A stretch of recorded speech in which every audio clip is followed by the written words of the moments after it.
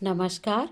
मैं professor doctor Meena Srivastava, शासकीय कमला राजा कन्या स्नातकोत्तर स्वशासी महाविद्यालय ग्वालियर में इतिहास विषय की प्राध्यापक एवं विभाग अध्यक्ष हूँ।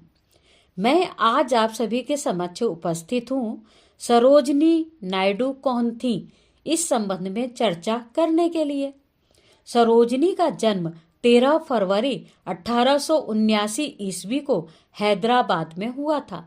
उनके पिता का नाम अघोरनाथ चट्टोपाध्याय और मां का नाम वर्धा सुंदरी था।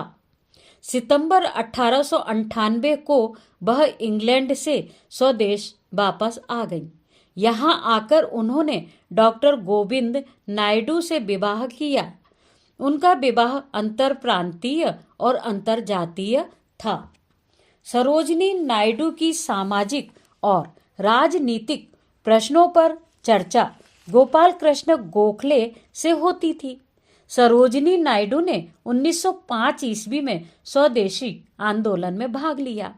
1906 ईस्वी में उन्होंने कोलकाता में भारतीय समाज सम्मेलन में भारतीय स्त्रियों की शिक्षा विषय पर भाषण दिया। 1960 ईस्वी में सरोजनी को उनकी जन सेवाओं के लिए कैसर-ए-हिंद पदक प्राप्त हुआ। 6 अगस्त 1914 को लंदन में गांधी जी से सरोजनी की प्रथम बार भेंट हुई। 1915 ईस्वी में उन्होंने मुंबई में कांग्रेस के अधिवेशन में अपनी कविता जागो अब सुनाकर तहलका मचा दिया। 6 अप्रैल 1919 को रोलट एक्ट के विरोध में पूरे भारत में हड़ताल आयोजित की गई थी। यह हड़ताल मुंबई में विशेष रूप से सफल रही। सरोजनी नायडू को लोकमान्य तिलक ने 1919 में Akhil Bharatiya home rule league की ओर से इंग्लैंड भेजा। सरोजनी नायडू 1920 ईस्वी में भारत लौटी और आगे के 2 वर्ष तक असहयोग आंदोलन में जुटी रहीं। 1924 ईस्वी में सरोजनी भारतीय कांग्रेस में भाग लेने के कारण केन्या अफ्रीका गईं। दिसंबर 1925 ईस्वी में वह कांग्रेस पार्टी की अध्यक्ष चुनी गईं। 1928 ईस्वी में गांधी जी ने सरोजनी नायडू को अमेरिका और कनाडा भेजा। यहाँ भारतीय स्वतंत्रता की समस्याओं से नायडू ने अमेरिका और कनाडा को परिचित कराया। 1930 ईस्वी में गांधी जी ने नमक सत्याग्रह शुरू किया। उन्होंने 12 मार्च 1930 ईस्वी को अपने चुने हुए साथियों के साथ अहमदाबाद से दांडी यात्रा आरंभ की और वे 24 दिन तक पैदल चलने के बाद 25 अप्रैल को 200 मील दूर दांडी पहुंचे। सरोजनी नायडू ने दांडी में महात्मा गांधी का स्वागत किया। प्रार्थना के बाद समुद्र तट से कुछ सूखा नमक उठाकर गांधी जी ने नमक कानून बंद किया। जैसे ही महात्मा गांधी ने नमक उठाया, सरोजनी ने जय घोष किया, मुक्तिदाता की जय। पुलिस ने तुरंत गिरफ्तारियां शुरू की और पूरे देश में सविनय अवज्ञा आंदोलन आरंभ हो गया। सरोजनी नायडू घरसाना में स्वतंत्रता सेनानियों की टोली की नेता बनी। यहीं उन्हें गिरफ्तार कर लिया गया। श्रीमती सरोजनी नायडू ने गोलमेज परिषद में भारतीय नारियों को अधिकार दिलाने के लिए घोर परिश्रम किया।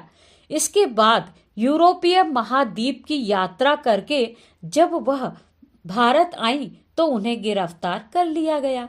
उन्हें जेल से 8 मई को मुक्त किया गया।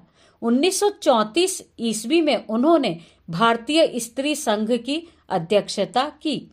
अगस्त 1942 में भारत छोड़ो आंदोलन में भाग लेने के कारण आगा खान महल में बंदी बनकर रहीं। बीमार होने पर उन्हें छोड़ दिया गया। भारत के स्वतंत्र होने पर उन्हें उत्तर प्रदेश की प्रथम राज्यपाल बनाया गया। अब मैं बात करूंगी मूल्यांकन एवं निष्कर्ष की। उपर्युक्त संपूर्ण विवरण का अध्ययन करने के उपरांत मूल्यांकन करते हुए निष्कर्ष रूप से यह कहा जा सकता है कि सरोजनी ने भारतीय राजनीति में सक्रिय भूमिका निभाते हुए भारतीय स्वतंत्रता के लिए अथक प्रयास किए। इसके साथ ही उन्होंने महिलाओं की शिक्षा, अधिकार और उन्नति के लिए निरंतर प्रयास किए। दिल्ली में lady Irwin college for women की स्थापना भी उन्होंने महिलाओं में ज्ञान संस्कृति के प्रसार हेतु की थी। 70 वर्ष की आयु के बाद वे बीमार रहने लगीं। रक्तचाप की शिकायत हो जाने के कारण 2 मार्च 1948 ईस्वी के दिन सुबह 3:30 पर वह ब्रह्मलीन हो गईं। इस महान कवित्री, देशभक्त स्वतंत्रता सेनानी का अंतिम संस्कार लखनऊ में गोमती नदी के तट पर किया गया। भारतीय नारियों का विस्तृत इतिहास जानने के लिए आप मेरी पुस्तक भारतीय नारियों का इतिहास अवश्य ही पढ़िए। धन्यवाद।